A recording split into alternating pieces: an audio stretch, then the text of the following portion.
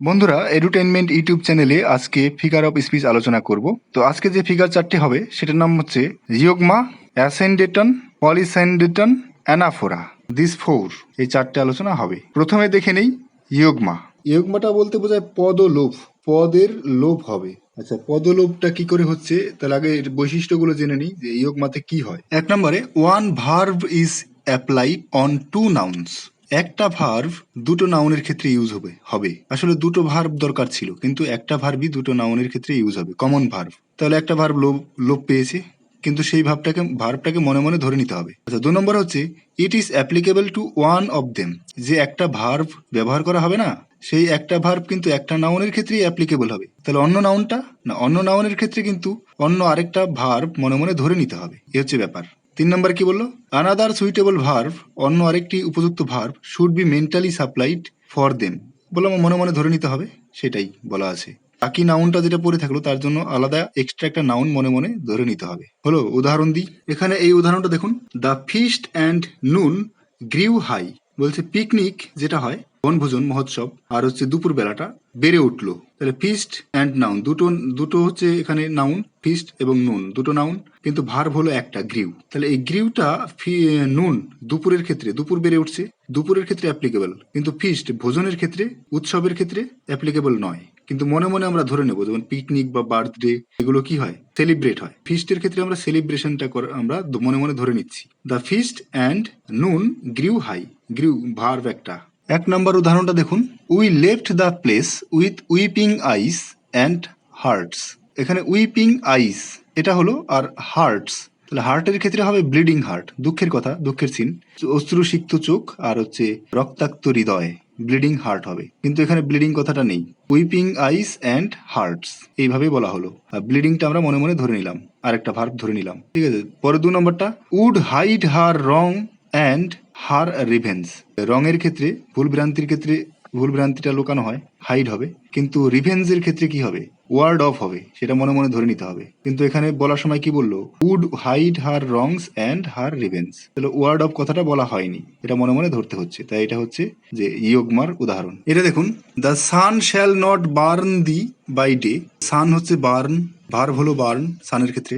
Neither the moon, মুনের ক্ষেত্রে ভার্বটা কি হবে, neither the moon by night, ঠিক আছে। তাহলে এখানে মুন হচ্ছে ফ্রিজ, এটা দেওয়া নেই, তাহলে এই ভার্বটা মনে মনে ধরে নিতে হবে। The sun shall not burn thee by day, neither the moon by night. তাহলে মুন ফ্রিজ বাই নাইট, ঠিক আছে, ফ্রিজ হবে ওখানে, এটা ধরে নিতে হবে। তাহলে এই ক্ষেত্রে জিওগমা হচ্ছে, একটা ভার্ব ইউজ হচ্ছে দুটো নাউনের ক্ষেত্রে। এরপর আমরা দেখবো অ্যাসেন্ডেটন। অ্যাসেন্ডেটন হচ্ছে এমন একটা figure in which the conjunctions are omitted for vividness, energy and liveliness of for effect. বলে কনজাংশন বাদ দেওয়া হবে, মানে কনজাংশন যেমন অ্যান্ড ইউজ হতো, কিন্তু অ্যান্ড বাদ দিয়ে পরপর বিভিন্ন নাউনগুলো যোগ করা হচ্ছে, বা বিভিন্ন ওয়ার্ডগুলো যোগ করা হচ্ছে কনজাংশনকে ছাড়া। যেমন ধরুন, সিম্পল, ইরেক্ট, সিভিয়ার, অস্ট্রিয়ার, সাবলাইম। অ্যান্ড কোথায়, যোগই করেনি, দেখুন শুধু কমা কমা দিয়ে লিখেই গেছে, তো এটা হবে অ্যাসেন্ডেটন।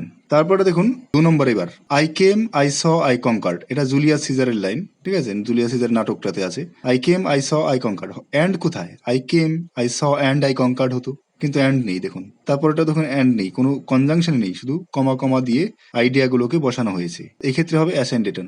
পলিসেন্ডেশন হচ্ছে উল্টো, অ্যাসেন্ডেটনে যেমন কনজাংশন থাকে না, কিন্তু পলিসেন্ডেশনে আবার কনজাংশন জাদা বেশি বেশি থাকে। যেমন আমরা কি জানি, বিভিন্ন আইডিয়াগুলো পরপর কমা দিয়ে লেখা হয় এবং শেষ আইডিয়াটার আগে অ্যান্ড বসাতে হয়, কিন্তু এখানে দেখুন বেশি বেশি করে অ্যান্ড বসিয়েছে, কনজাংশন বসিয়েছে। Number 1, contented toil and hospitable care and kind connubial tenderness are here and piety with, দেখুন আবার and steady loyalty and faithful love, and অতিরিক্ত বেশি কনজাংশন, এগুলোকে বলা হয় পলিসেন্ডেশন। পরেরগুলো দেখুন, 5 নম্বরটা, day or sweet approach of even or morn or sight of vernal moon or, শুধু কনজাংশন অর দেখুন অনেক বেশি বসিয়েছে, তো এটা হবে পলিটেন্ডেশন, কনজাংশন অতিরিক্ত করে বসানো। এবার আমরা দেখবো অ্যানাফোরা।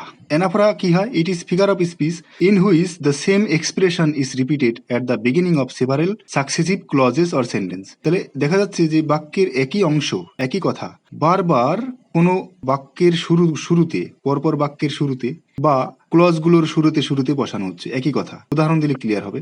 প্রথম লাইনে দেখুন, there is not to make reply, আবার there is not to reason and why, there but do and die. There theirs, ঠিক আছে, রিপিট হচ্ছে লাইনগুলোতে পরপর, একই কথা বারবার শুরু হচ্ছে দিয়ে। পরেরটা আবার দেখি 2 নম্বর, what I spend I had, what I kept I lost, what I gave I have. দেখেন হোয়াট আই পরপর বাক্যগুলোতে রিপিট হচ্ছে। আবার ring out the wild bell, দেখুন পরপর আছে। রিং রিপিট হচ্ছে। যে একই কথা যদি রিপিট হয় বাক্যের শুরুতে অথবা কোনো ক্লজের, ধরুন 4টে ক্লজ রয়েছে একটা বাক্যতে, তো ওই 4টে ক্লজের শুরুতেই যদি একই এক্সপ্রেশন রিপিট হয় তাহলে সেই ক্ষেত্রেও কিন্তু হবে কি না অ্যানাফোরা। অ্যানাফোরা সহজ বোঝা যাচ্ছে বললাম। ঠিক আছে, আজকে এই 4টে থাক, পরের দিন আবার আরো হবে।